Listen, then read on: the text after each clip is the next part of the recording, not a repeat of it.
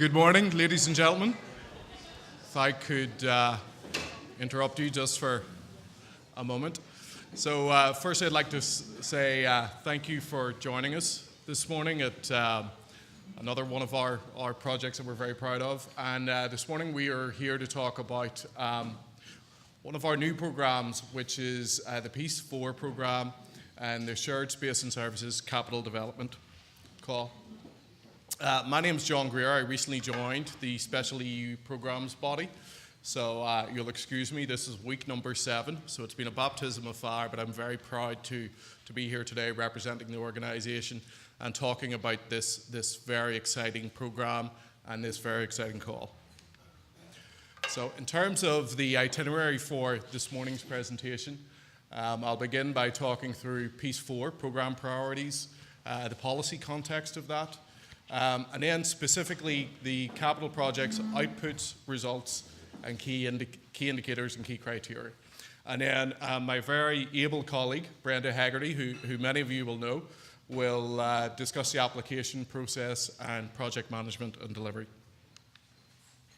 So, the new programs, INTERREG 5 and Piece 4, how have we got here? Well, the interesting thing in the 3 previous Peace programs, there's been an investment of 1,995 million euros, and that's a staggering amount of money and obviously has, I believe, made some very significant impact on the eligible region. I've had the pleasure of touring some of our previous projects and have been incredibly excited by the work that is being done there and the progress that's been made. But these programs all really come through a rigorous process of feedback. They're educated by various constituencies. They're educated by policy such as the EU 2020 strategy for smart, sustainable and inclusive growth, relevant EU regulations, and of course 2 consultation exercises in 2012 and 2014, which were designed to take the opinion and garner the views of the public, community, voluntary sectors, and in fact involved more than 1,500 participants. They also take account of EC position papers, the socio-economic profile of the region, and for INTERREG they take account of government priorities within the 3 jurisdictions. So what's different for 2014 and 2020? And again, this is all informed by feedback. This isn't some random decisions that we made. What's different is there is a strategic, clearer analysis, a thematic focus, fewer, narrower priorities. As we've evolved through the 3 programs, progress has been made, and we must be cognizant of that. And we must focus now where the need is, and we must see outputs that indicate that need is being met. Cooperation, it's more intense. The cross-border cooperation has been going on, so we see that must be more intense to show an evolution of those relationships. As I've said, there's an enhanced focus on cross-border cooperation and value. And in Piece 4, there is a focus on children and young people. So, programs must be concentrated and focused, again, within the program area, as has been informed by our feedback. The results must be oriented with clear, measurable outputs. And that's a big difference for this program, is the focus on outputs. And we must design our projects with a clear pathway to how those outputs will be met and in fact how they will be measured. Program results and output indicators will be underpinned by the intervention logic. And of course, and here's the nasty bit, non-delivery can result in financial penalty. And of course, that's something that we all must focus on in our project design. So in terms of the Peace Programme for 2014-2020, the eligible region is Northern Ireland and the border region. The programme value is 229 million euros. There's up to an 85% intervention rate. 20% of the programme budget can be spent outside of the eligible area, if necessary to create the benefits of the region.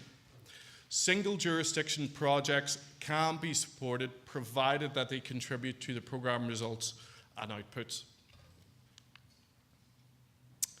So Piece 4, what are the priority areas? Shared education, building positive relations, children and young people, and shared spaces and services, which of course is what we're talking about here today.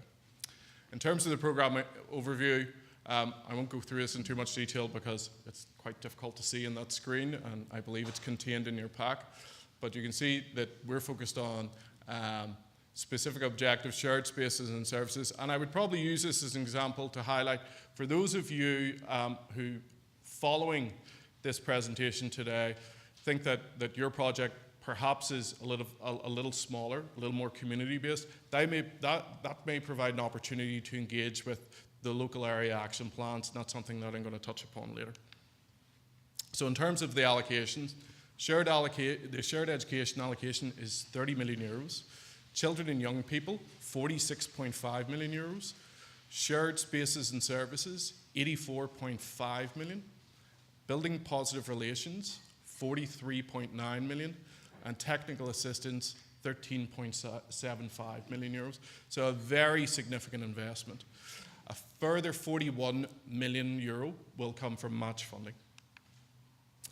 So this is currently an open call, children and young people. It focuses on delivering results to 7,400 young people. It's focused on the most marginalized and disadvantaged of those young people.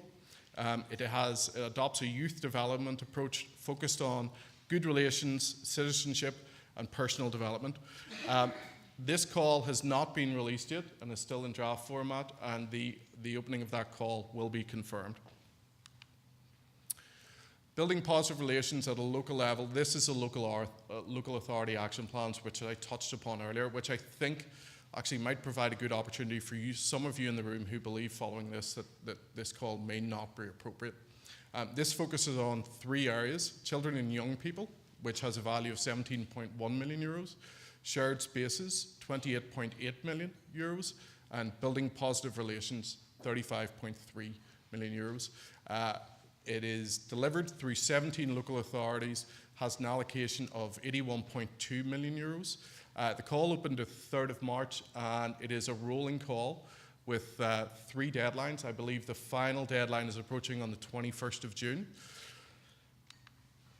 So the 17 action plans are distributed across the region by council.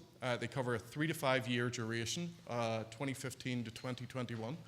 The allocation of the council is based on per capita and deprivation. Results and outcome focused across 3 themes, as I've mentioned: building positive relations, shared space, children and young people.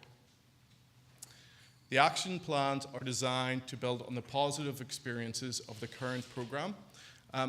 One of the feedbacks we got from Piece 3 was that the local action plans were a very strong element and really capitalised on the knowledge of a local level on peace and reconciliation matters and actions that had a real impact on peace and reconciliation activities.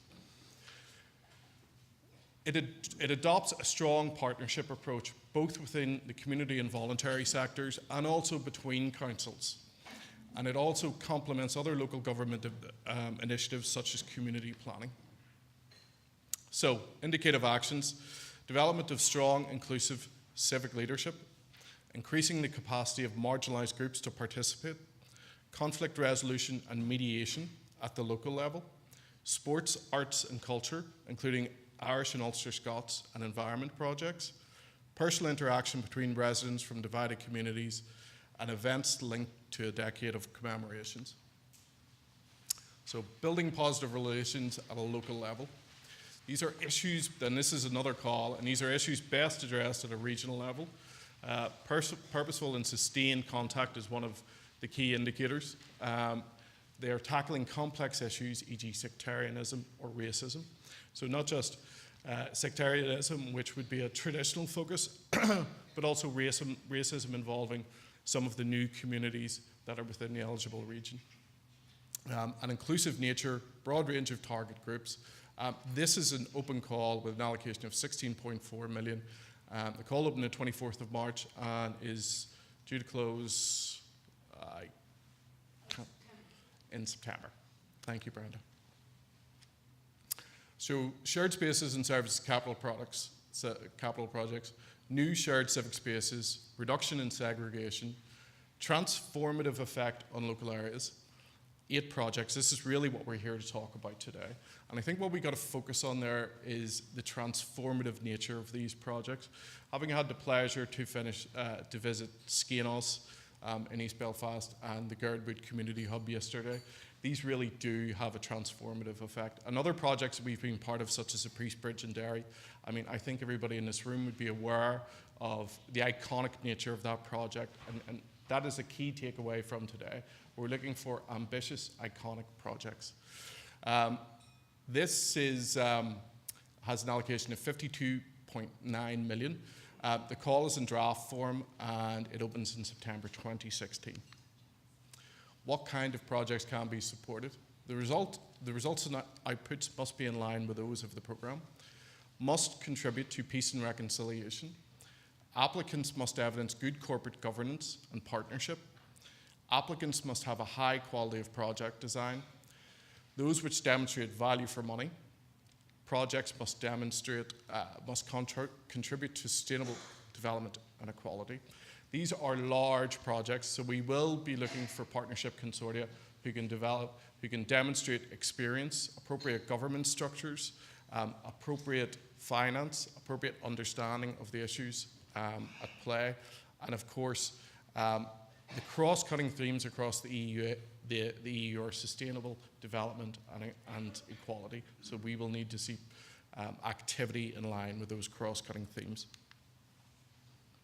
So, capital projects, objectives and action.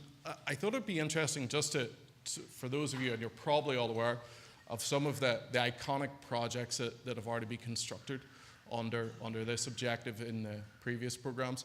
The Peace Bridge, a value of 14.7 million sterling, which is an iconic foot and cycle bridge which connects the city side of Derry with the Ebrington area, part of a large peace and reconciliation plan for the city, has acted as a catalyst for long-term social change and has significantly increased cross-community interaction. I think for anybody that's visited Derry, Londonderry recently and seen the Peace Bridge, they would agree it really is an iconic project, and that's what we're looking for. And it has had, in my opinion, and I don't think I'm alone in this, a transformative effect on the city and in fact the region. And again, I would stress they are the type of projects that we're looking for. Peace and reconciliation focused, iconic in nature, and of a scale that they have a regional impact.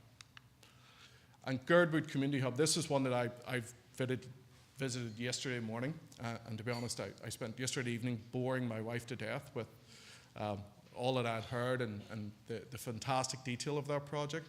It had a value of 11.8 million euros. It is based on an interface area in North Belfast, and having grown up in Belfast, this was one of the worst interface areas in Belfast. This really was a scary place. And seeing it yesterday and what it's became, this is the type of thing that Peace 4 is really all about, this type of activity. It is absolutely transformed this area of the city.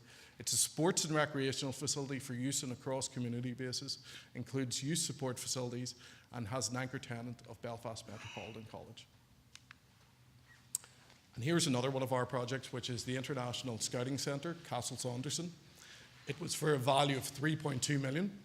It's a cross-border project based in Cavan, and I think it's important to say that this is a cross-border call. We do want to see projects across the eligible region. This project encourages greater level of cross-community engagement across young people. Again, another fantastic, iconic project that brings young people together at an early age. I mean, this is really a core activity of peace and reconciliation. It can really change attitudes within children and young people at an early age, which hopefully will benefit us all in the eligible region and benefit our society. It has enhanced tourism and economic potential for the local area. So these are the issues that have really informed this call. The most visible aspect of the conflict is high levels of segregation, which still exist within society. I don't think anybody could argue that. We've came a long way, but there's still a great deal of work to do. Residential segregation, peace walls, sectarian graffiti, public displays of flags and emblems to mark out territory and intimidate businesses patronised by one community to the exclusion of another. These are still things we see in our society and things that we would hope one day we won't see so much of. Segregation increases social division and tension and inhibits economic development and the delivery of public services. All of these barriers, these notional barriers within our society, do provide real barriers to economic development, to activities, to the normal working of a society. What we're trying to do is, as much as possible, break down those barriers. Real and perceived issues related to physical safety and building trust must be addressed. I mean, having visited Girdwood yesterday, that is something that project has done in spades within that area. Integration of communities can be facilitated and improved through the investment in an increased number of shared spaces. Projects supported will create shared civic spaces that will be used by all of the community, have a transformative effect locally, have regional significance, impact a change in attitudes and behaviour with a corresponding reduction in sectarianism. I think the three projects that we've shown you this morning give you some idea of the type of thing that we're looking for, in that they have demonstrated that transformative effect locally. They have reduced sectarianism and they have a regional significance. So, again, I don't think I'm going to read through this. I think the important point to make here is the output indicator, eight capital developments to create new shared spaces. So the specific objective is the creation of a more cohesive society through an increased provision of shared spaces and services. And the resultant indicators. The percentage of people who would define their neighbourhood they live in as neutral. The baseline value in 2010 was 64%, and the target value for 2023 is 68%. So a 4% increase in people that view the place where they live as neutral. The percentage of people who would prefer to live in a neighbourhood with people only of their own religion. The baseline in 2013 was 20%. The target value in 2023 is 16%. The percentage of people who prefer to live in a mixed religion environment, the baseline in 2013 was 71%, and the target value for 2023 is 75%. And again, the output indicator, 8 capital development projects to create new shared spaces.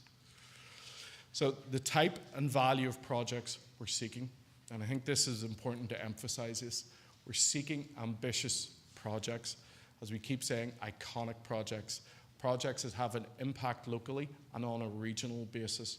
And in fact, I'm going to go off script here, and I would say projects that become nationally significant. I think if you look at the Peace Bridge, somebody who is a recent returnee to the country after spending more than 15 years abroad, I consider those iconic outside of a regional basis. Range in scale, €1 million to €15 million. Average project cost around €6 million. Regional spatial distribution across the eligible region. The total value, 52.9 million with an ERDF of 45 million. So, key criteria, results and outputs. Programme will support projects that demonstrate tangible progress in developing shared spaces. A particular focus will be given to the direct contribution to peace and reconciliation. Projects will have to demonstrate creating opportunities for sustained, meaningful and purposeful contact between people and groups of different backgrounds. I think the projects to date have shown that, and I think the important thing is sustained and meaningful. If you look at the Peace Bridge, you might say, well, what does a bridge do? Bridges join two previously segregated communities in what will be a permanent basis, at least for the lifetime of that bridge. And I think it has a really transformative effect in that particular area. Project design. Project will be designed to have a transformative effect locally as well as having regional significance. Projects will incorporate high quality design and sustainable development principles, including measures to minimize carbon emissions. I think carbon emissions is one aspect to it. Of course, we would like to see as much consideration as is sensibly required or given to sustainable development issues. Projects will have to demonstrate a direct link between the proposed activities and the proposed impact of the project. I think that's pretty self-evident in what we've done. Particular attention will be given to measures to ensure the inclusion of marginalised or target groups. Project team, partnership and implementation arrangements. Right skills and experience to lead the project, and project structures and financial capability to deliver on the peace and reconciliation outputs. Given the nature, the scale of these projects, the ambitious nature of both the projects themselves and the outputs they must achieve, we must see evidence of the requisite skills and experience to deliver on those projects. Value for money. Costs must be proportionate to the outputs proposed. At the end of the day, we are providing money from the taxpayer, so it's important that at all times we're guided by value for money. Costs presented must respect any threshold limit rates included within the programme rules call for applications. Financial management and cash flow arrangements must be adequate. Cross-community and cross-border. Cross-border cooperation will be encouraged through the development of appropriate partnerships and implementation arrangements. These should add value to the delivery of the programme. That's, again, a core tenet and something that should really guide your project design. In all cases, including single jurisdiction projects, applicants must demonstrate how they effectively ensure participation from all communities in their activities. And again, as I've mentioned, the horizontal principles, applicants are required to consider how their activity can be designed to contribute positively towards the two horizontal principles of sustainable development and equality.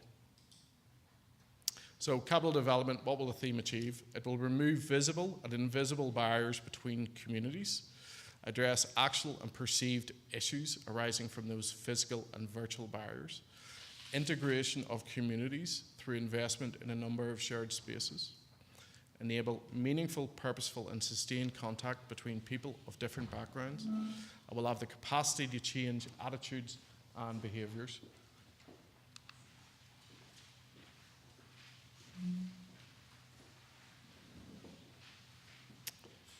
So, the anticipated actions, new buildings and spaces with a transformative effect on local areas, developing the shared aspect of existing neighbourhoods, public spaces and buildings. And the key documents to be considered before submitting an application. The call for applications should be read in conjunction with the following: the Peace 4 Cooperation Programme and Citizen Summary, the programme rules, the guide for applicants, the business plan guidance, inclusive of Annex 2, and the European Commission guidance for simplified cost options. And now I'd like to be joined by my previously mentioned colleague, Brenda, for all of the questions that I probably won't be able to answer. But thank you very much. All right, thank you, John. We'll open up to the floor now for any specific questions. We're going to go in more detail after our break in relation to the application process and some of the detail that John has identified and presented to you. I'll go into more detail in relation to what it really means to you, the applicant, when you're submitting your application. If you want to raise your hand, if you have any specific question, John will give you a mic and you can introduce yourself. I'm not sure if we've stunned silence or we haven't just warmed up yet. Oh, the gentleman.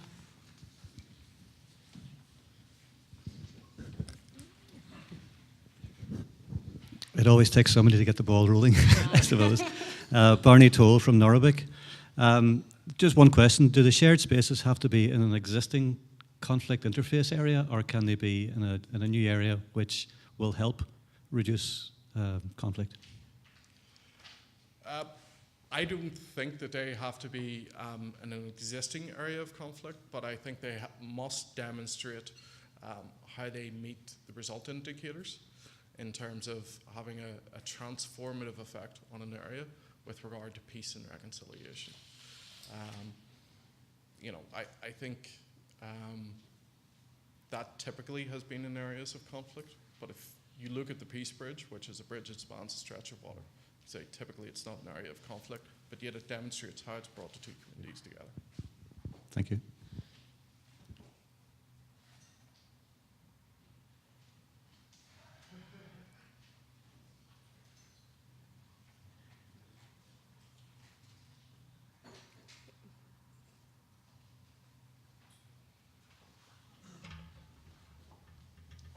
Desmond Moisley from Leitrim. Just regards land acquisition for projects, what percentage is given of the project to land acquisition? Yeah, from the previous programme, the limit was 20%, so up to 20% of the cost, where relevant and appropriate, can be considered in relation to land acquisition. John Waddell from Department of Agriculture, Environment and Rural Affairs. Can this programme be complemented by funding or be run alongside the local authority action plans? Very much so. The local authority action plans is one of the linchpins of our programme.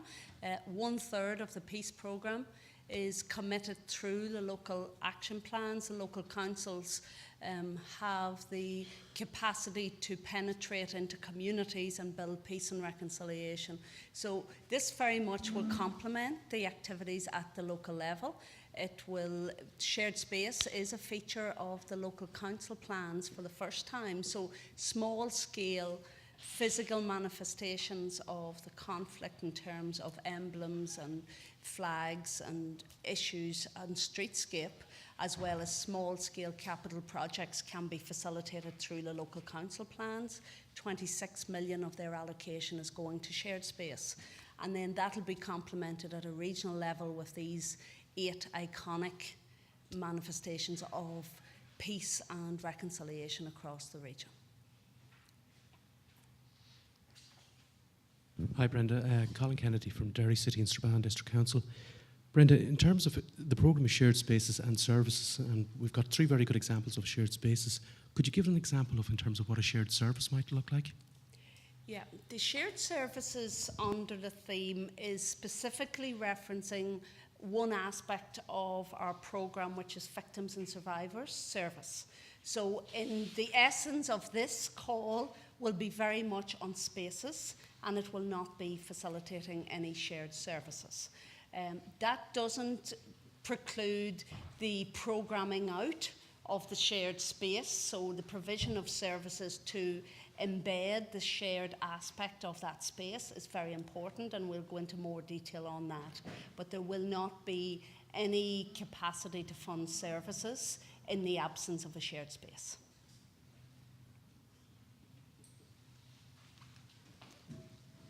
Okay, well, I think our best opportunity, John, I'm looking at you, will we proceed to give the second part of the presentation, and then we can have a break and further analysis of the call in terms of the opportunities that it might present for you and your projects. Just grab my note.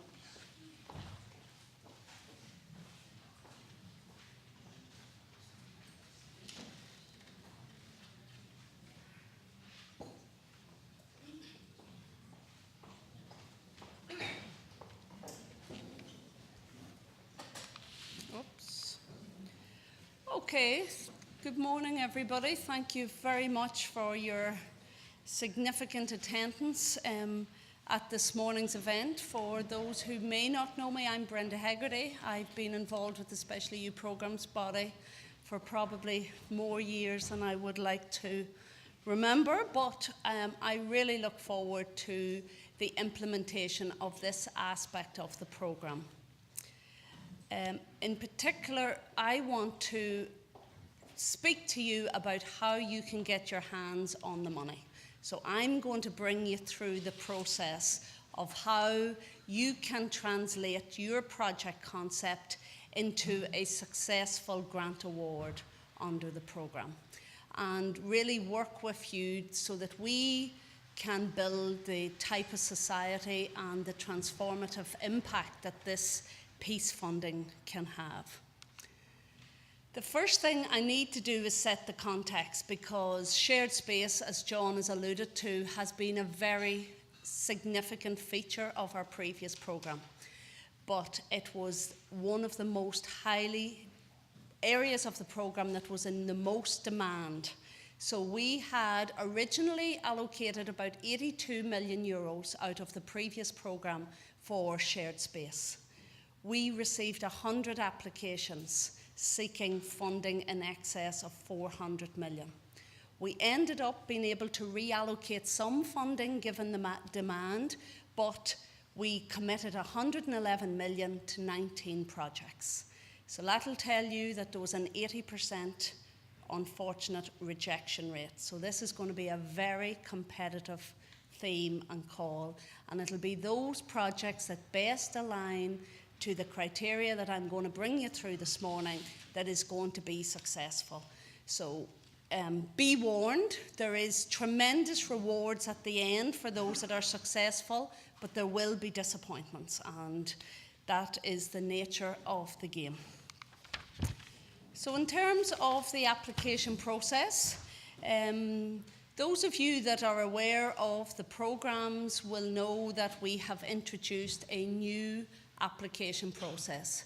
Previous programmes have been heavily criticised, particularly around the length of time that it was taken to consider applications and make decisions.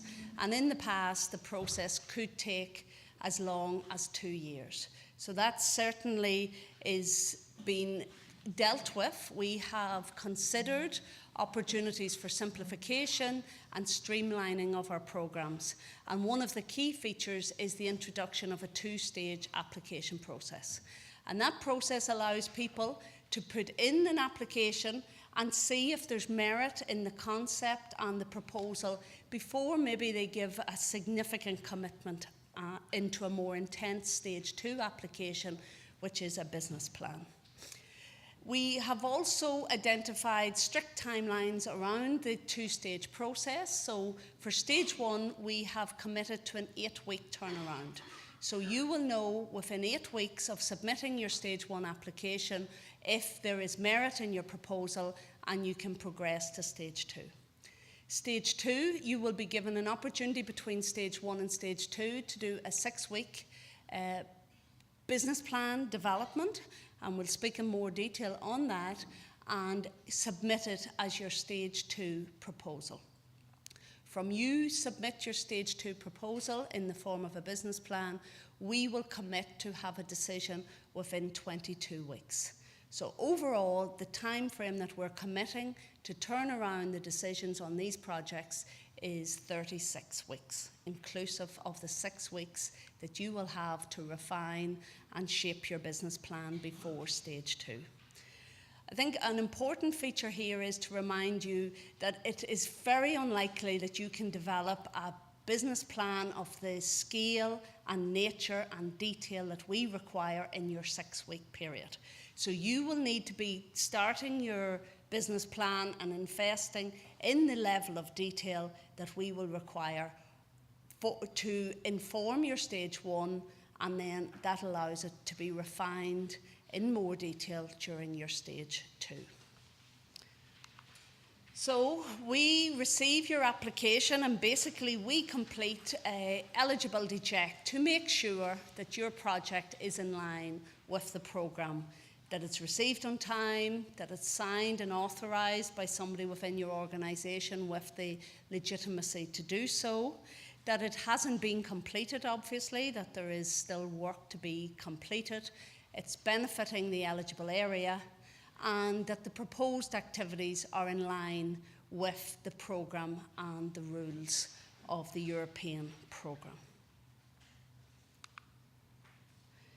So how do we assess your project? We have agreed a set of selection criteria across the programme, and it is consistent actually between PEACE and INTERREG.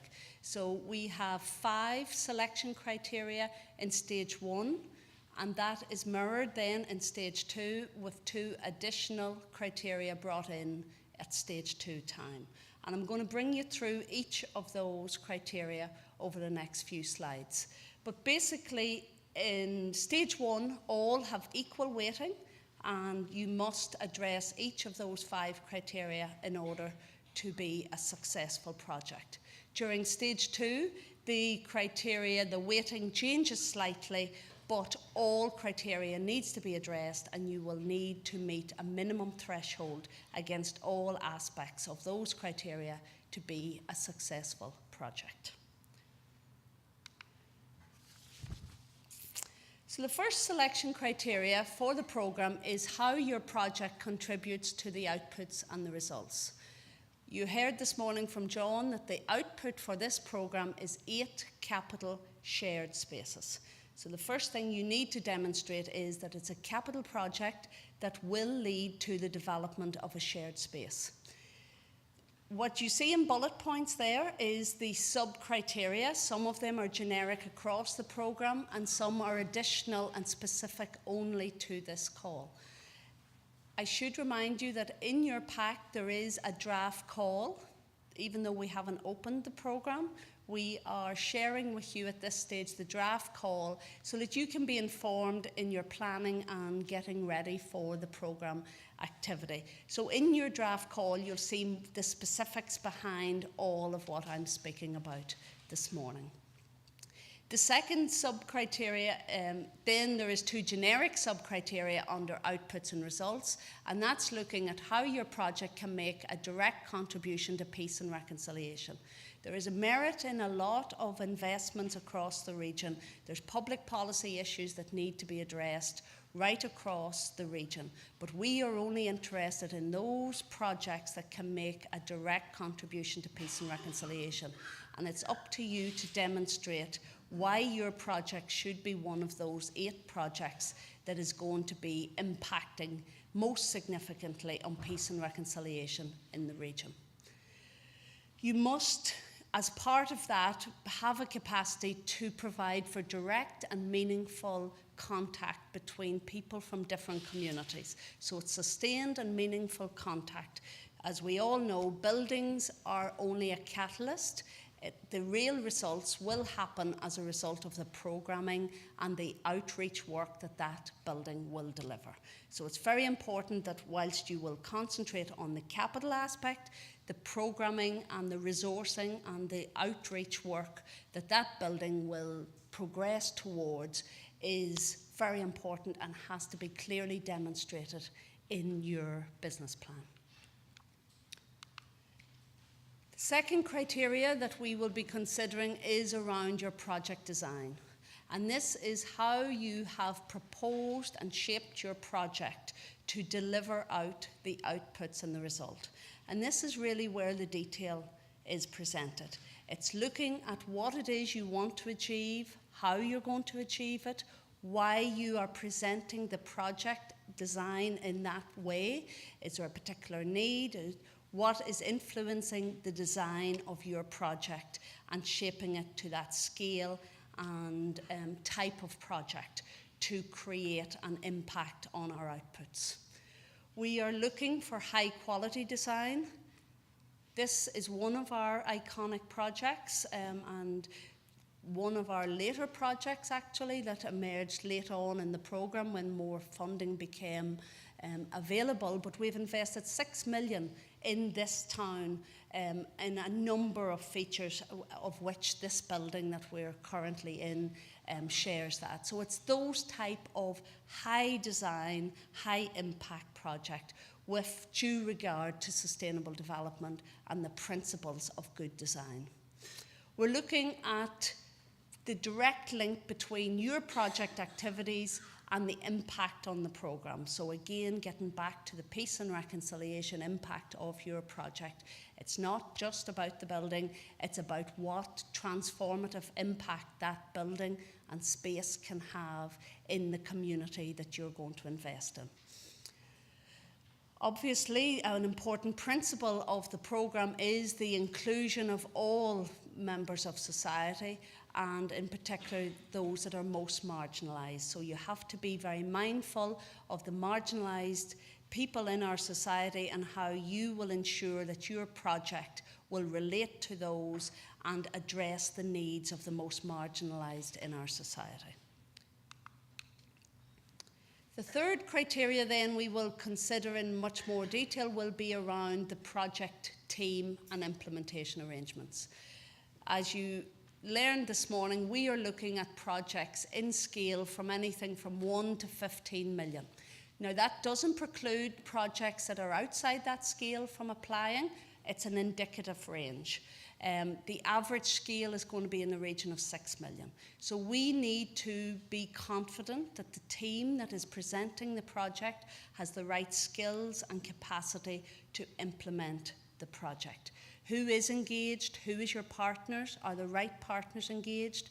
Are they representative of the community that you wish to react to and provide facilities to?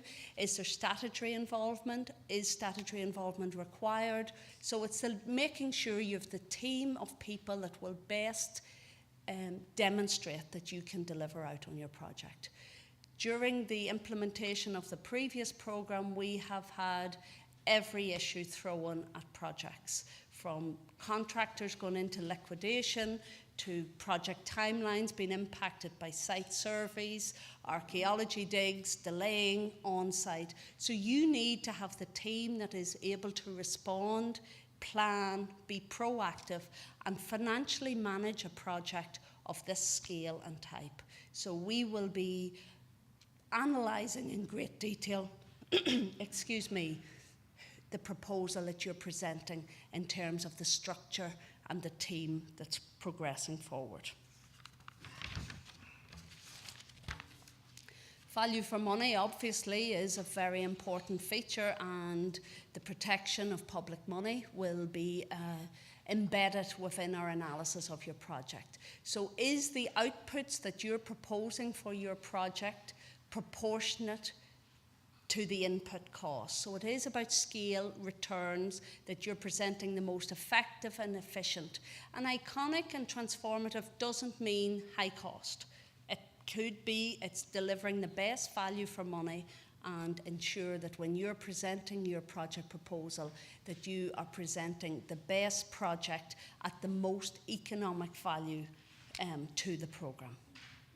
There will be a robust analysis of your cost, and we will be expecting that when you're presenting your budgets that they are robust budgets, they are validated by at least a quantity surveyor, and I'll go through the checklist of what additional information you'll need to present, but you're looking at quantity surveyor supported costs and quotations from builders to demonstrate that you have put thought into this project and that you know that the cost being presented is as real and representative of market value as possible.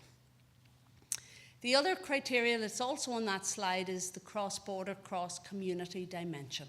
So while single jurisdiction projects will be a feature of this, that doesn't prohibit opportunities for cross-border cooperation, maybe in the type and nature of the programmes and depending on the location of your project.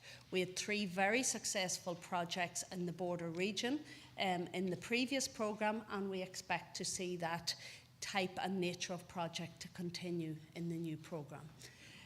Cross-community obviously is the underpin of all of this. You cannot have a project that will deliver shared space without the integration of the 2 main communities in our society. So you have to be able to demonstrate what the impact is of your project on cross-border and cross-community. And then there's 2 additional aspects and criteria that will be judged at stage 2, but be mindful that even at stage 1, one of the criteria is high quality design and sustainable development principles. So it will be looked at and referenced. So it's important that when you're designing and constructing your project that you give due cognizance to the sustainable development, that this is a building that is built with the best design and best sustainable concepts that is possible, and the contribution to equality, how you've considered the impact, the equality impact of your project, and that you are targeting all of the principles of equality that would be expected of a project of that scale. So when you've addressed all of the criteria, we will consider your response in relation to each of those and award a score out of 5. So a minimum score of 3 is required against all of the criteria. 3 is deemed as being satisfactory. So when I say we, the process for the selection of your project is given to a steering committee made up of members of the 2 member states, the Department of Finance, North and South. We have the accountable departments in relation to this theme, and we're joined by them this morning actually, the new Department of Communities and the Department of the Environment and Local Government in Ireland. We also have representatives from all aspects of social, economic and political society. So there's a wide range of people that will sit and consider your proposal and make decisions. SEUPB as a secretariat considers the application in the first instance. We complete an indicative assessment and present it to the steering committee. So your application will be judged against the 5 criteria, and we will award scores of between 0 and 5. But the final decision is made at steering committee. The scores are indicative from SEUPB. They will manoeuvre up or down or whatever, but they are the platform for the steering committee to consider your application. Overall, a minimum score of 15, that is 3 against the first 5 criteria, has to be achieved for your project to progress to stage 2.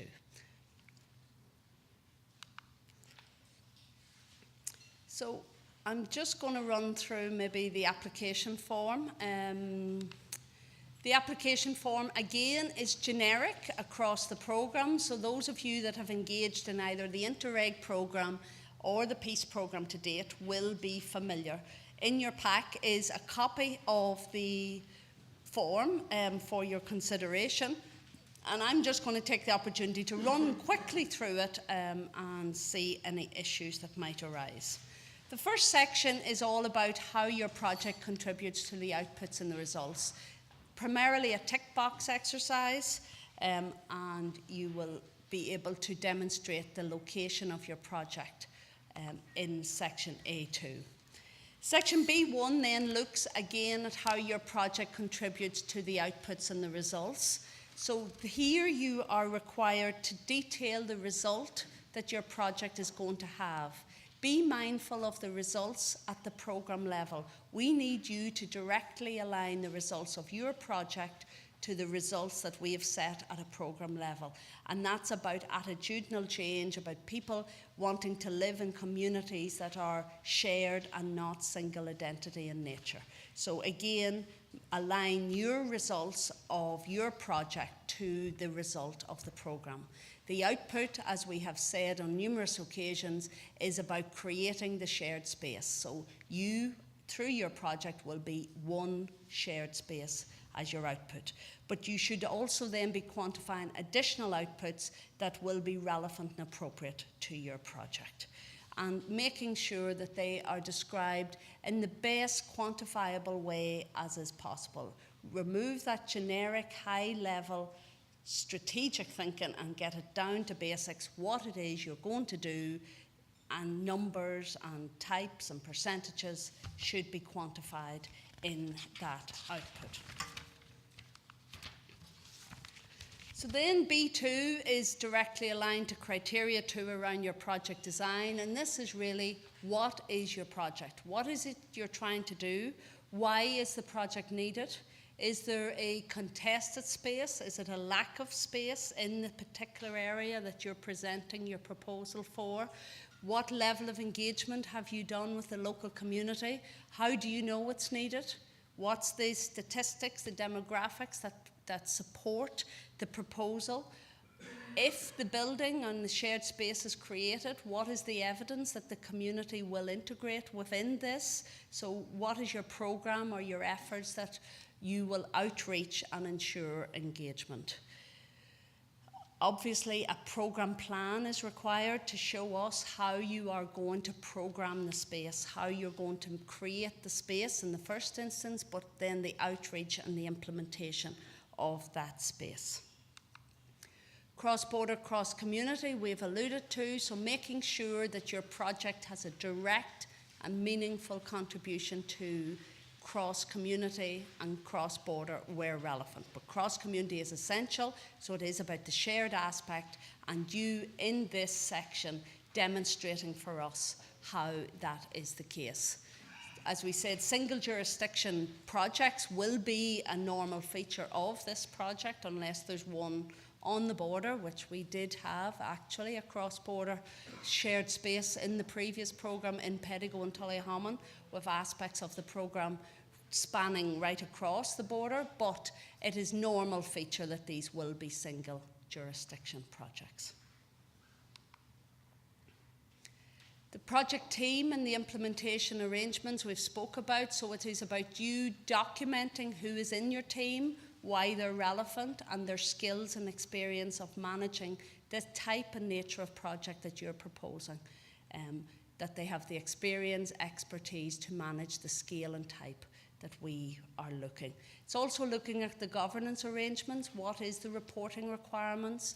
What is the cash flow arrangements? And we'll go into more detail on that in the next section. So the partners and those that have budgets, those that are spending partners, those that are non-spending partners, so listing out for us who they are, why they're relevant, and making sure that it's inclusive and representative of the communities that you want to target.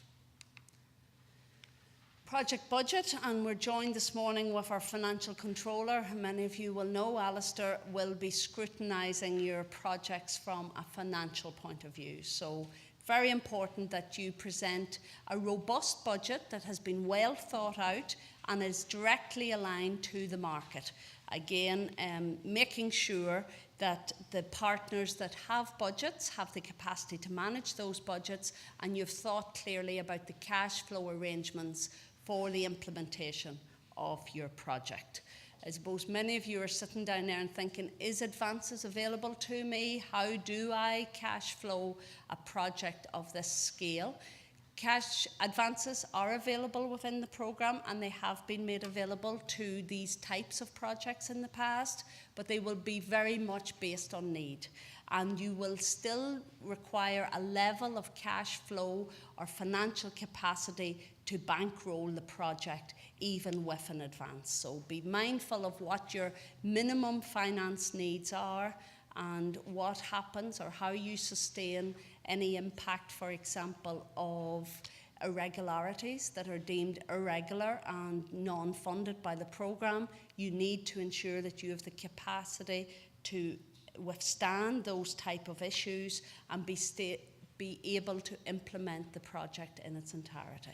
So again, good thought into how you're going to construct your budget, what is your financial management arrangements, and giving us the confidence and the demonstration that you have the capacity to implement the project of this scale.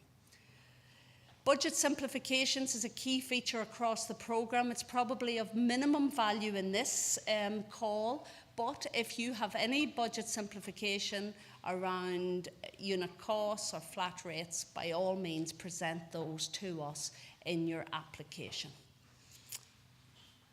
The only other point maybe that I have missed there is around procurement. Obviously, we are subject to normal procurement rules, so make sure you have a procurement plan. You identify what is the procurement implications of your project and demonstrate to us that you are aware of the procurement implications and how that impacts on your programme delivery. So that should be featured into your Gantt chart when you're presenting your programme for work. Project budgets, we have streamlined the project budgets. There are 6 budget headings, and that gives particular capacity and opportunity for projects to manage their budgets against the 6 budget headings. Staff costs, office administration, travel, external expertise, equipment expenditure, infrastructure and works. So the major capital aspect of your project will be within the infrastructure, for example, and then if there's any external expertise around professional costs, they will be within the external expertise budget, and then staff, flat rate, office and administration, and I'll go to that in a moment. There is flexibility. The lead partner, whoever they are, is accountable for the implementation of the project. They have full financial and corporate governance responsibility. If there is any issues with the project, they will be held to account. If there is any payback, that falls with the lead partner. They will have arrangements with their other partners around a cascading of responsibility, but our contract is between SEUPB and the lead partner. So make sure the lead partner is appropriate and has the capacity. Office and administration, any costs around that can be set as a fixed rate of 15%. So that's a flat rate automatically applied across the programme and no justification required. So if you have staff costs, there's an automatic allocation of flat rate of 15%. So the key issues at stage 1, obviously in order to meet our expectations, you will have to have a well-developed projects to progress from stage 1 into stage 2. We will assess, does it meet the results and outputs as defined in the call? Essential. Is there a contested space or a lack of shared space? There has to be evidence that the result and the impact that you're going to have is available and can be delivered. Has it an opportunity to impact locally and transform on a regional level or indeed on a national level, as John has alluded to? You need to be thinking, what is the transformative effect at the local level, which has a regional significance? And that's the scale.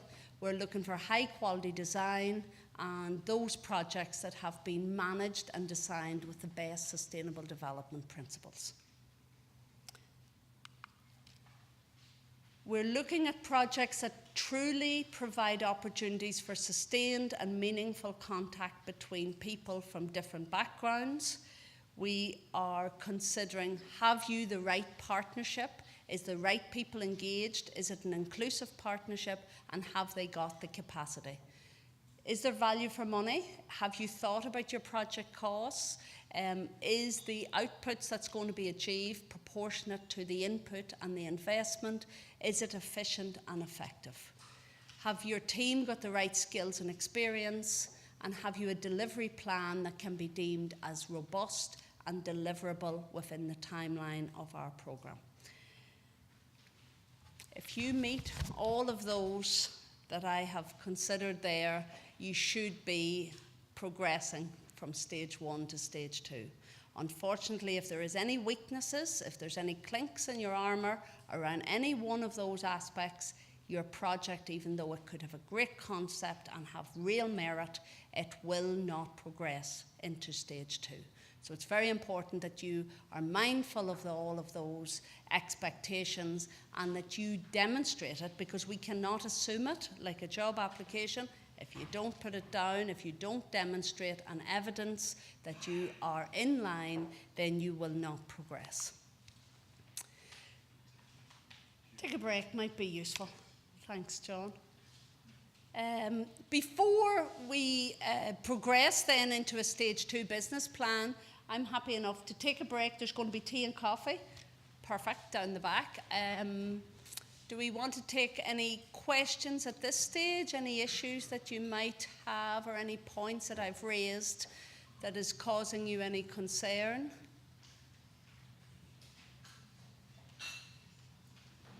Are you just looking forward to your tea and coffee break? Sorry, Louise, you're nodding at me.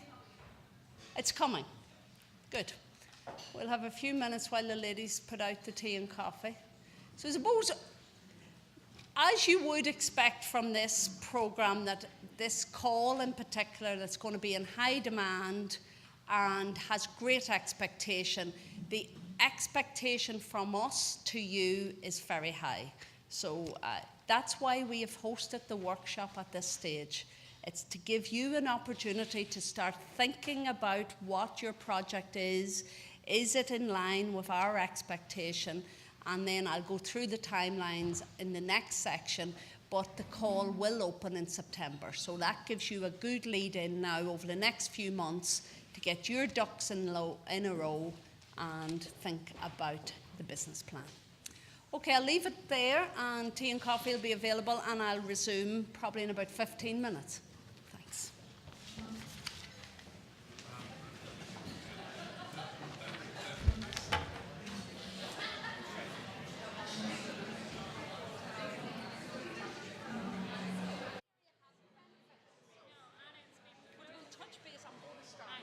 Okay, Pat. All right, then we'll get started if that suits.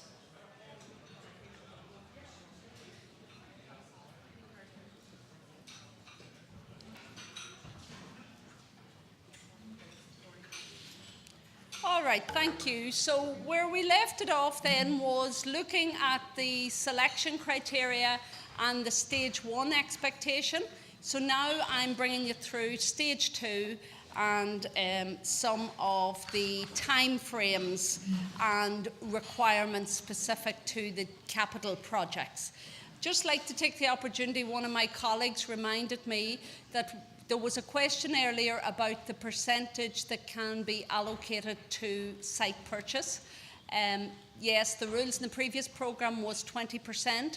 There's a slight change. It can be up to 20% in the new programme, but there is specific detail about land acquisition costs in our programme rules. So if land acquisition is part of your project, like a greenfield site, for example, might be 10%, brownfield 20%. So there is distinctions in relation to site purchase. So just if that's features as part of your project, I would like to draw your attention to our programme rules and make sure you reference them before you construct your project. And just, I suppose, the programme rules is an important document, and I will reflect on what documents you should be considering near the end of our presentation. So, new feature of the current programme is the introduction of a business plan. So rather than a stage 2 application form, those projects that are progressing to stage 2 will be required to submit a business plan. And you can understand with the level of detail that I have spoke about this morning that you will need to be developing your business plan over the next few months, because you could not present a valid Stage 1 application in the absence of a well-constructed business plan. So we have detailed business plan guidance. I think it's in your packs. Electronic copies of all of the information and more is available on our website, so please do refer to that. So the business plan document details against each of the sections that we have highlighted there what our expectations are. And it's important that you are mindful of those. We have received a number of Stage 2 business plans are going through our programme appraisal process at the moment. As you would expect, they vary in quality and scale, but the one thing that I am noting in a lot of them is that the level of detail that we have asked for in the guidance is not materialising in our Stage 2 business plans. And that will result in a project not progressing. So it's important that you read it and read it again and cross-reference the prompt points that are in the stage business plan and make sure your business plan is inclusive of the level of detail that we expect to have to appraise your project. So that's a list there of all the aspects of the business plan that we will be requiring. So the next few slides will look at exactly what you will have in your business plan. So basically the first section is around the project. What is the project? The result, what is the impact and the result that you want to bring about? Again, refer back to the results as specified in the programme documentation about the change in our society, and it is an attitudinal change. So how your project can contribute to that result is very important. Looking at the nature of what is the facility, why it is being proposed, what's the absence, how's it adding value, complementing existing provision, or there's a lack of provision. Maybe there is provision, but it's being provided for on a single identity basis, so you're proposing a shared space. And then, if that's the case, why do you feel that this is going to be a shared space? What is the evidence? The evidence needs to be provided by way of consultation and engagement in the community, and then it should be also reflective in the structures, because paying lip service to engagement and the cross-community and the shared space principles that we would be expecting should be reflected in the structure that you're proposing. So it isn't just about espousing it, it's demonstrating that you're real and genuine in your intent for the shared space. You're looking at what services, what's the activities, is there merit in these, is there current provision, are you going to displace? So it's thinking around what it is your space is going to do and that it's the correct construct for the expected outputs and results that you're going to deliver. Is there particular risks around your project? Again, and we'll go into more detail around that. What is the success factors? What does success look like? And in a lot of cases, when we're reading business plans, we are left with a thought, well, actually, what is it that we're getting at the end of this multi-million-pound investment? You need to be able to articulate to the appraisers and to the steering committee what success in your project looks like. And that will be influenced by a clear purpose and a plan in place that can illustrate that.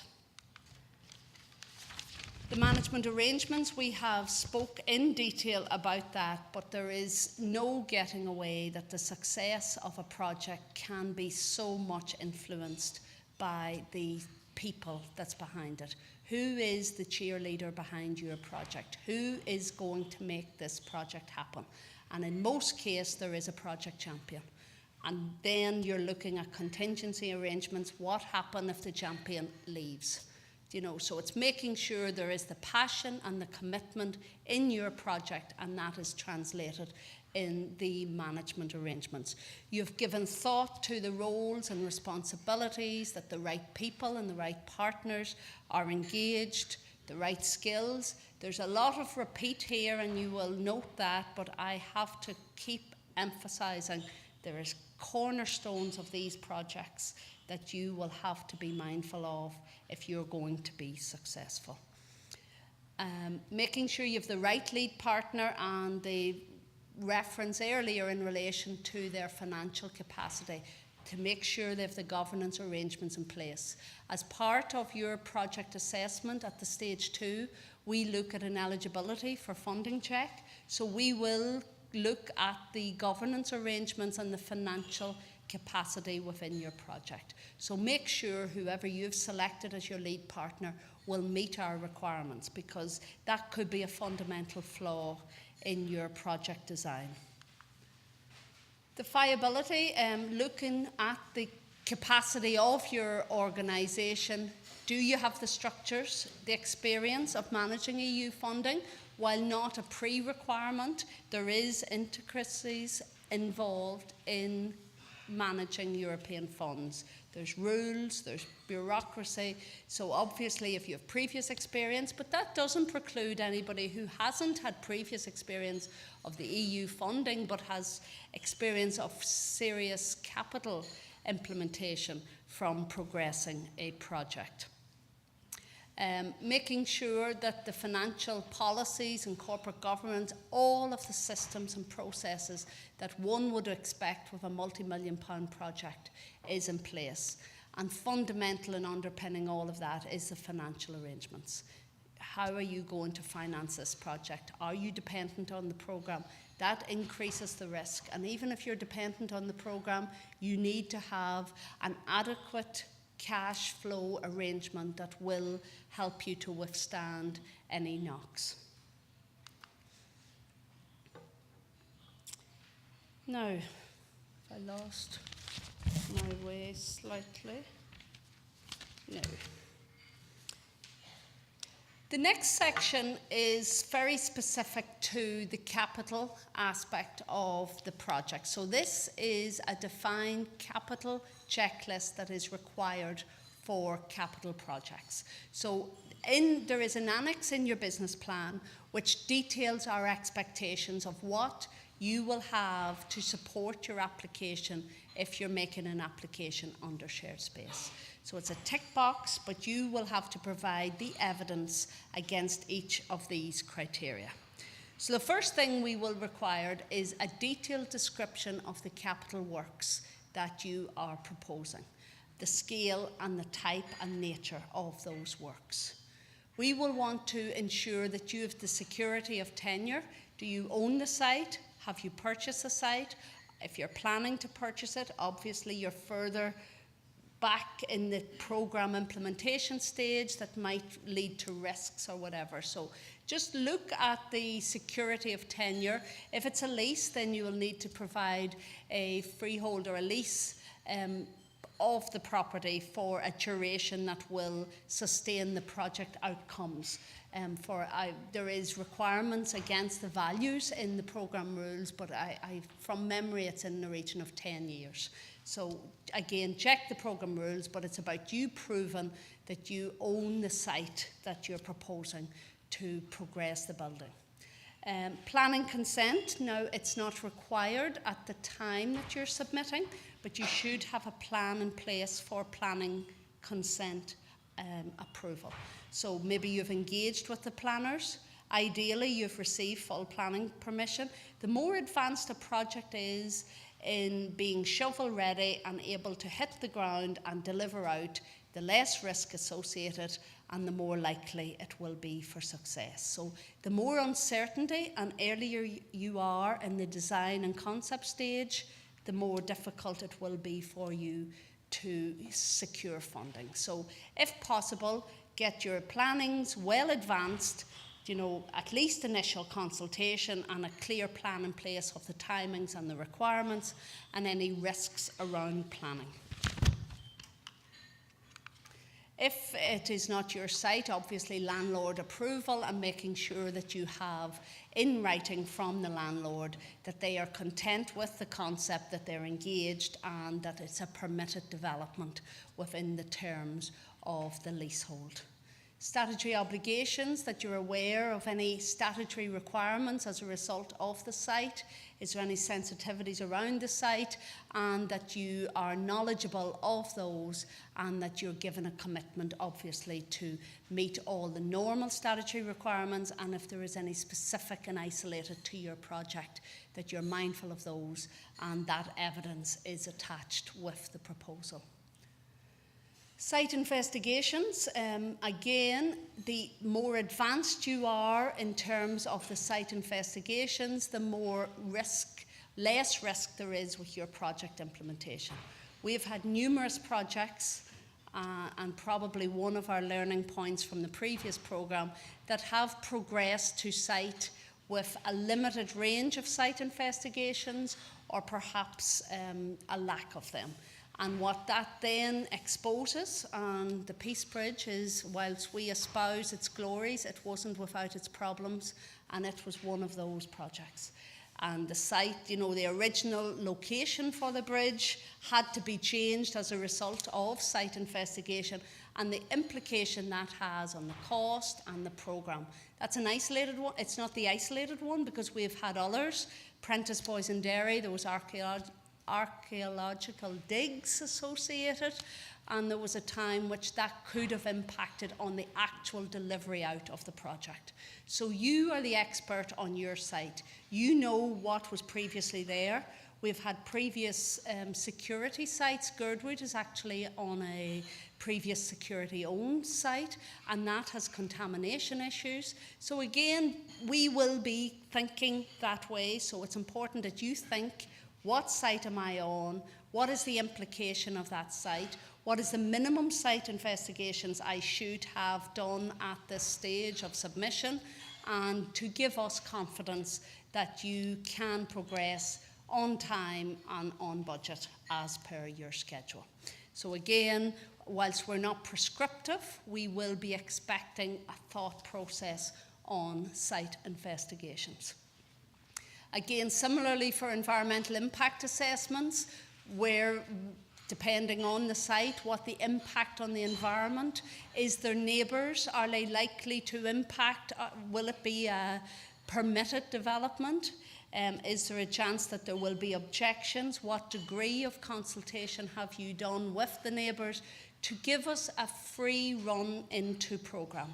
Because so many times we have projects that take too long to get to the shovel and the site working.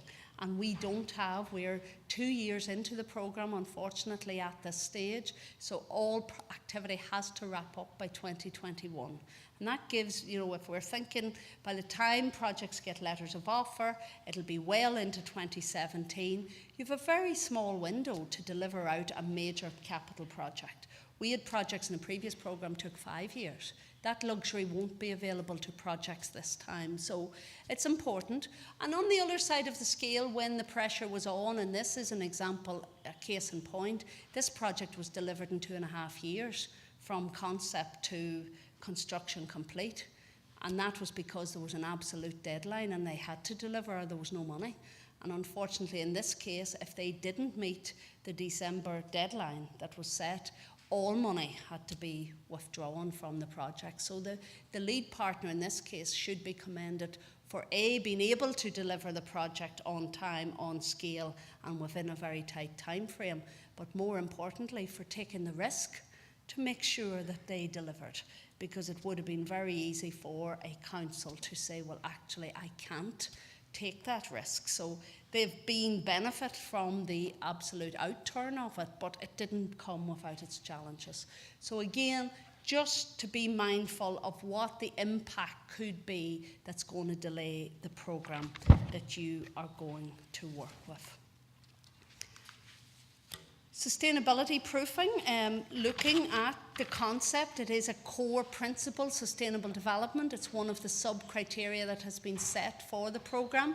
So making sure that your project is mindful of the principles and in embedding good sustainable development principles.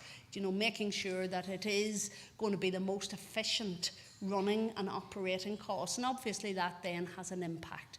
But it is about balance. It shouldn't be at an expense that is prohibitive to the implementation of your project. So it is about making sure there is reasonable and good efforts around sustainable development at the right price. Design information, obviously we need to visualise what it is you're proposing. We are expecting designs from an architect to demonstrate what this concept is. So outlines, site plans, detailed plans in relation to what it is to an architect's drawings and specification. We're also looking for professional quotes. We need to make sure that the budget that you're proposing is in line with the delivery of the project. We can't take the risk because there will be a very tight window here, but also there is a tight budget. So if we commit the money and there is an expectation that your project will deliver at 6 million, without that being validated, and then it emerges that actually I require 8 million, the project's undeliverable. We won't have the additional 2 million. It's unlikely that you will be able to secure the funding, and therefore, and worse again, by the time you maybe realise that, we have lost the opportunity to commit that money to another good project in the region. So we are going to make sure that the projects that we're supporting are well costed and accurately reflect the cost and the budget that we're going to align to it. And in order to do that, we're going to expect detailed quantity surveyor costs for your project proposal and builders' quotes, if possible, to demonstrate that that's the market value for your proposal. A public procurement plan will give us the confidence that you know exactly what the implications are of public procurement. Probably OJ will be relevant in a lot of the cases, so it's the implication of you knowing the procurement process for your design team, the lead-in time then to get to full design, and the award of contract for your contractor, and making sure that's well reflected and considered and referenced within your programme implementation plan.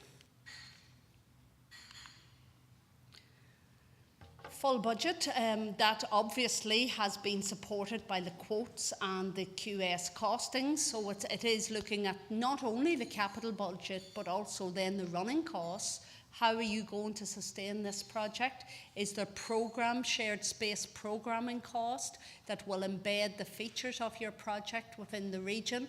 Again, they're eligible and legitimate, so make sure you've them well presented and supported with evidence. Staff, that they're relevant and appropriate.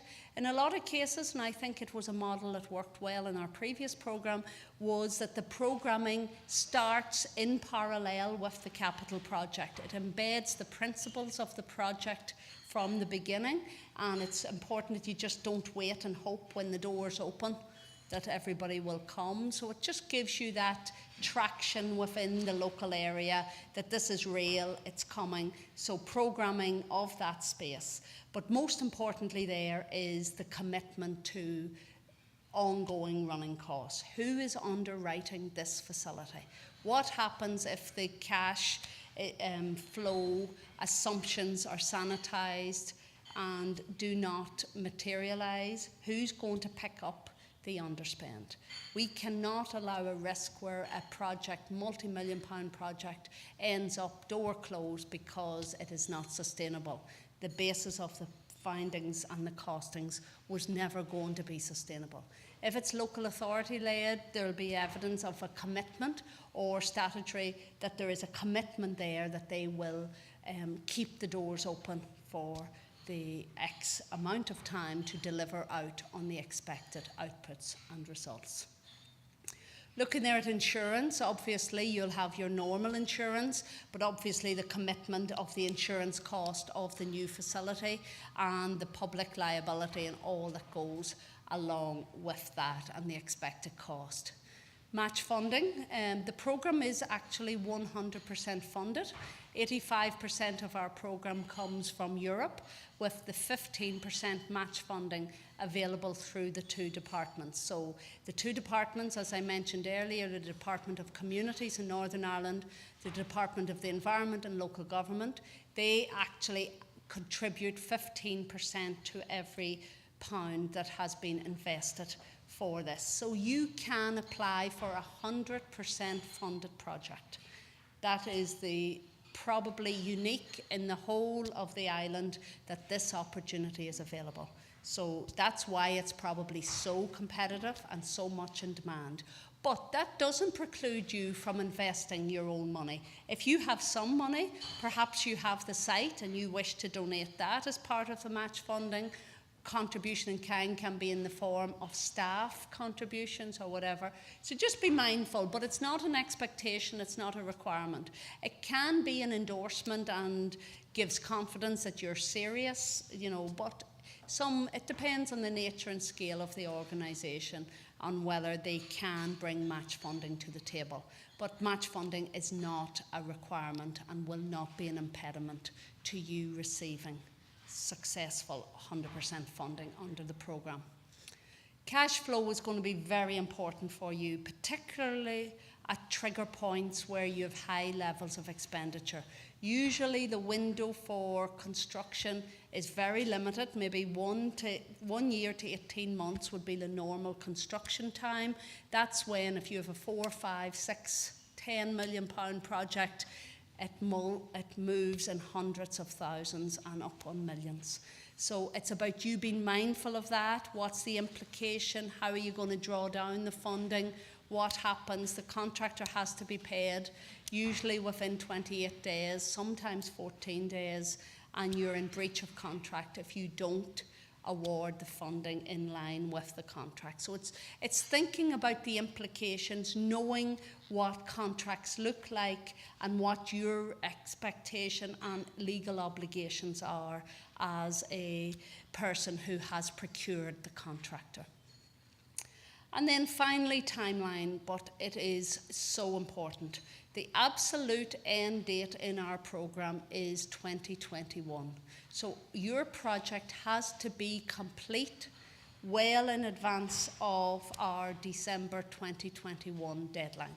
We would like to see your project not progressing probably beyond June, July 2021. That gives you that wee window of margin and ourselves if something goes wrong during the implementation. But again, your programme should be reflective of real and accurate programming of what your timescale will feel and look like. Looking at your mobilisation, getting your lead in, getting your consents in place, being ready to go appoint your professional team. The lead-in required around that can be up to a year. Then you're looking at getting your detailed designs or your advancement of your designs, procuring your contractor and getting the people on site. So it is looking at the implementation of your project in its entirety, and then not just hopefully completing out your capital build, but allowing for the programming post-completion. So again, a very obvious and detailed programme plan which is cognizant of the market realities and cognizant of the procurement process that you're going to engage in. Coming near the end, timescale, which is very important. The draft call in your programme, I should emphasise, and the draft application form is subject to change, but it's more or less as will appear when we open the programme in September. We are planning to open this call on the 6th of September. We are running with 2 closing dates, the 18th of October and the 10th of January. This is to give people an opportunity. Maybe you have a concept, but you are not going to be ready for the 18th of October deadline when I spoke about the detail and the level of expectation we will have for your application. So that gives everybody a fair chance. The only problem, and I have to emphasise this with you, is that the early bird may get the worm, because when we allocate the budget, there is no guarantee that people applying on the 10th of January that the budget will be available. So it is, we will allocate based on the appraisal of project based on the receipt of those projects. So it'll depend on the quality and the quantity of applications that comes in at the beginning. But at this stage, we are planning to have 2 stages for stage 1 applications, and that will remain. Definitely we will be receiving stage 1 applications in October and stage 1 applications in January. The stage 1 applications received in October will be subject to the normal 36-week process, so it'll be June before we know which projects out of the first batch are being successful and what the impact that has on our budget. The 10th of January, again 36 weeks, so we're talking September, October of 2017 for those letters of offer to emerge. What could happen there is that we will allocate the budget, perhaps at the time for all of the early stage ones, or perhaps there may be opportunities for those that's coming in at stage 2, but we will create a wait list. And if there is projects that are deemed viable and in line with our expectation, and have been above the threshold, we will put you on a waiting list. And if money becomes available within the theme or perhaps elsewhere in the programme, which happened in our previous programme, then we will re-engage with those waitlisted projects and ask them, are they still interested? Do you still have a plan? And can you deliver within the time frame? That's the big challenge, because it is all about time frame and being able to deliver the projects within that timetable. So the steering committee date for stage 1, so if you submit your application to us in October, you will know by Christmas, hopefully an early Christmas present. But the work will start then, because you will be working on your stage 2 business plan over the Christmas period. And again, the 7th of March will be the stage 1 steering committee for those that have submitted in January. Stage 2, as we spoke about then, will take a further 22 weeks. You'll be given 6 weeks to get your plan in place. I suppose what you're thinking maybe would be, well, I might get more time, and while more time can be afforded at our discretion, everybody else will be moving forward. So if you require more time, that could have an impact on the money that is available at the end. So that wraps it up. Thank you very much for your attention. Sorry for the disruption in agenda this morning, but hopefully we're more or less back on track. The things that I would like you to just bring away from here today is that this is a fantastic opportunity for the 6 border counties in Ireland and all of Northern Ireland. We're investing 55 million in at least 8 projects. There may be slight variation there. The target is 8. It could look like 6, it could look like 10, but it'll be in the region of 8 projects that are going to be so transformative. We're looking for you to identify iconic, transformative projects that have an impact locally, that are of a regional significance, and that it's going to create genuine shared space. So I really look forward to receiving your applications. I'm available, and other members of my team is available over lunch or after lunch if you have any particular issues or potentially a project that you would like to bring to our attention. We're happy to do so. I'm going to open it up maybe for some questions and answers, and then lunch is available for around 12.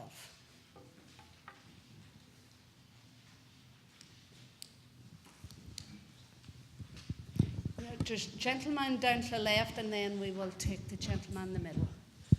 Take you, sir, first. Walter Hutchison, Department for Communities. You mentioned earlier about purchase of land forming part of a project. Is there also an opportunity to do some enabling work to open up particular pieces of land for shared space, such as road access? Would that also be considered as part of a project? Sorry, just repeat that, sir. It's a project where we have an opportunity to open up some development, if you like, for shared space. But the problem is getting access to it.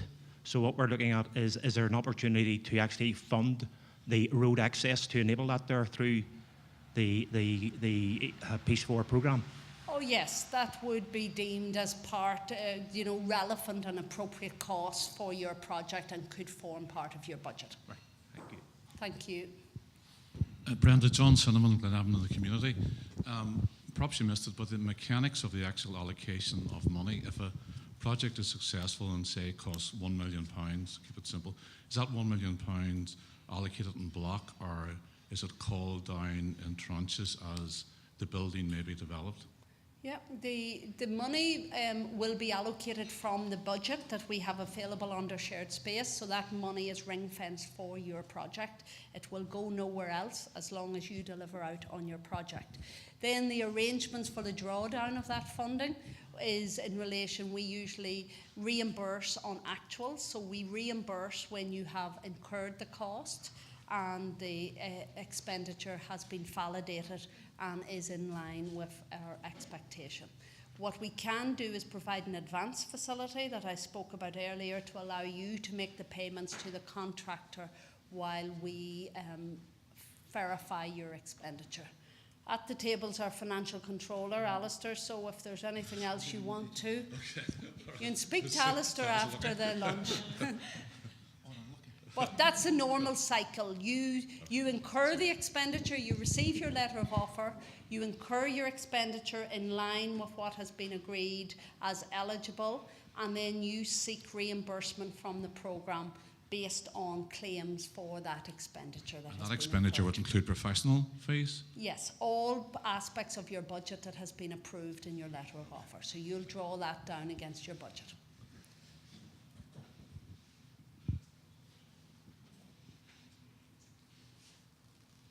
Any other questions, or are we?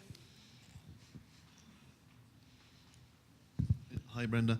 Would it be important, would it be helpful to have land acquired in stage 1 of your application? Well, certainly, and I'll emphasise that again, the less risk you have with your project, the more confidence we will have during the appraisal process. So if you take the uncertainty of land acquisition, if you can remove that uncertainty at that stage, well, it's not a given, but you'll need to show security of tenure. So either you should own the land at that stage, have capacity to access that land, or lease it at that stage. So certainly an aspirational project that I've identified a site, but I don't know if it's available to me or whether I can buy it, at what price I can buy it. That's too much uncertainty and is going to lead to likely fail. Brenda, just following on from the question about drawdown, is there a time frame for how long it would take for claims to be reimbursed this time round? Alistair, I'll defer to you. The standard time frame for reimbursement of claims would be as follows. You would incur expenditure, and when we say incur expenditure, it's when the payment for any expenditure has been made from your bank account, because that's part of the evidence process when we're verifying the expenditure.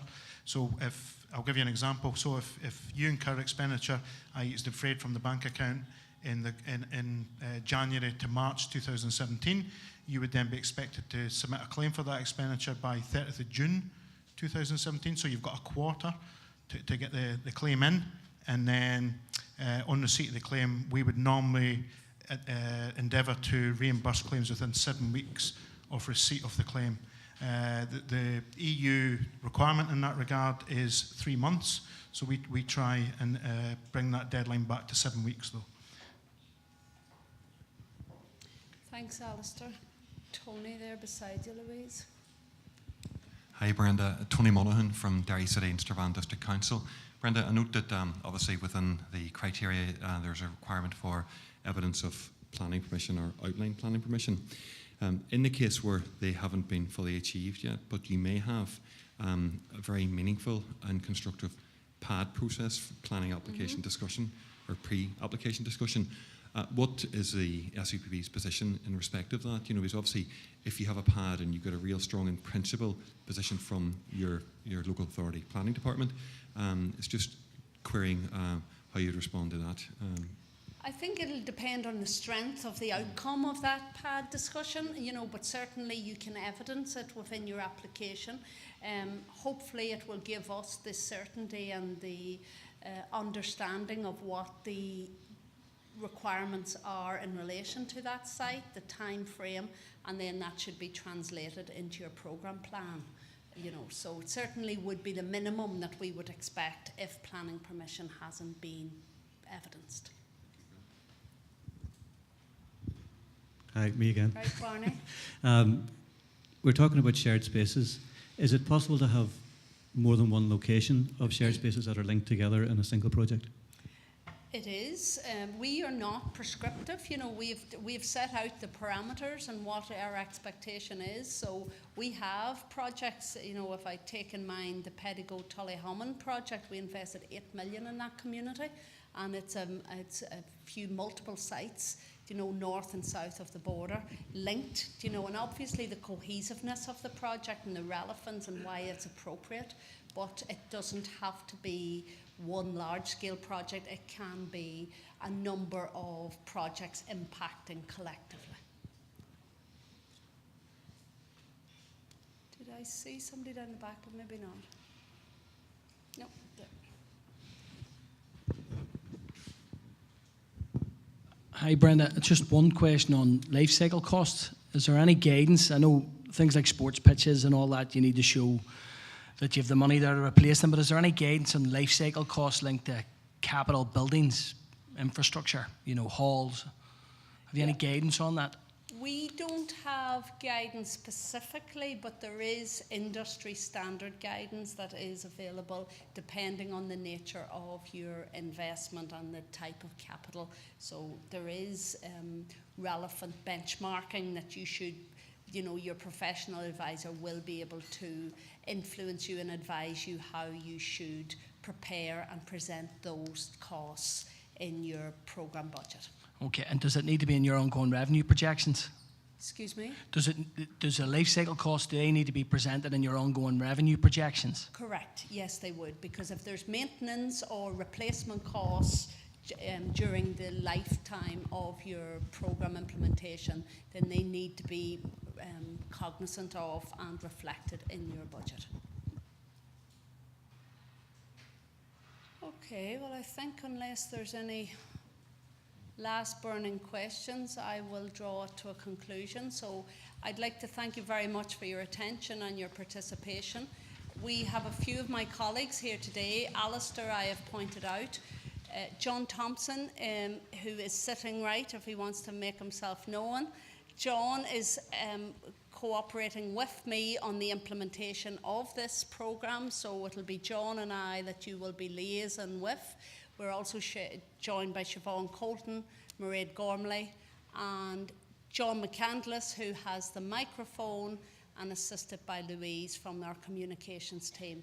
So any of us will be available during lunch or after lunch or at any time while you develop your project to liaise with you and guide you in the right direction. Thank you. There's a wee feedback form. There's lunch, most important. That's going to be coming down. I should also draw to your attention there is a beautiful viewing point as part of this project. If you have a few minutes, please, by all means, it's the Hill of the O'Neills, I think. That's a famous historical site in Tyrone. So do not let the opportunity pass and have a look at the viewing point before you leave. Thanks a million.